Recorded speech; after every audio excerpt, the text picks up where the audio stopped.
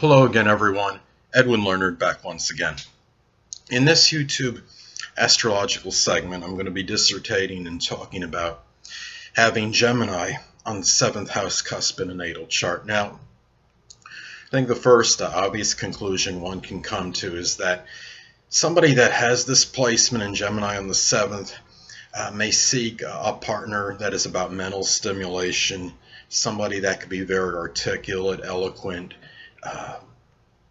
exchange of ideas, very communicative, somebody that is perhaps very loquacious, somebody that's versatile and can do a variety of things, because somebody with this placement may get bored very easily with a marriage partner or a significant other, and this person may very well disdain monotony. It's possible, maybe more so than the average placement, for this person to have more than one marriage, as this Gemini is a dual sign. This person, we look at the 7th house cusp, and it's not just about the marriage partner or significant other, it's about partnerships as well. And this person may need to be careful, because in partnerships in a business nature, since Gemini, I should say, well, Mercury governs, rules thieves, and Mercury is over Gemini, so they may need to be careful about maybe theft from a possible potential business partner, or a business partner, I should say. But these are people that can also be very quick-witted, very shrewd, and really apply this ability into business. So these are some things to consider with this placement. And keep in mind that the 7th house cusp also governs open enemies or adversaries, and perhaps this person may wind up having maybe a lawsuit or bringing somebody to court over possible theft or robbery are some examples of this. And the open enemies or adversaries may be people that can be cunning, mischievous, very street savvy, very shrewd, and very quick-witted. And really, this is something where I think when you look at this is something where this person may need to be careful with. And also, at the same time, this person may handle their open enemies or adversaries in the same manner, and using their own quick-witted ability and being able to maybe figure out things, and such as, for example, bringing people to court, or doing things by using their mind more so than anything. And really, this is something to look at with this placement. And bringing the enemies to as far as let me elaborate a little more what I was saying before, as being able to maybe outwit maybe their open enemies. That could be one thing that this person may very well be able to do. And also keep in mind that the 7th house also governs contracts and negotiations. Now, in contracts, well, let me go to negotiations first. If somebody has this placement, they need to, I think, guard against, perhaps, I guess we could say, that fast-talking salesman, and somebody that may talk up a storm, but not always necessarily promise on what's supposedly guaranteed or assured in a potential contract.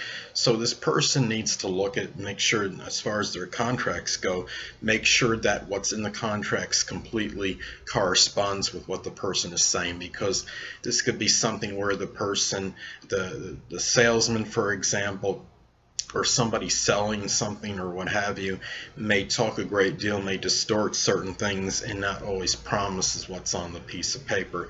In negotiations, and someone that has this placement, they may encounter people that are very intelligent, very slick, very shrewd, but this person may be the same way in terms of dealing with as far as their own negotiations and contracts go.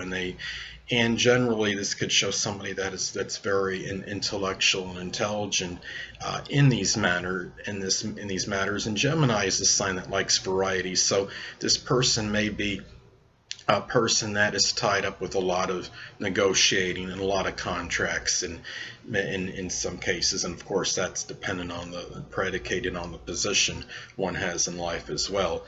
Now, we look at the seventh house, and this is also, I mean, connected with the public. So perhaps this person may do public speaking in some instances and be able to articulate and communicate very well what it could be to the public. And this is also somebody, let me go back to the, I guess we could say, the potential or prospective marriage partner, significant other. This could be somebody that might be attracted to perhaps somebody that is in the line of communication, somebody that might be, for example, being broadcasting journalism, person on TV giving the news, a newscaster, somebody in data communications, even systems analysts that's connected with communication, something with computers, and just in general are some examples.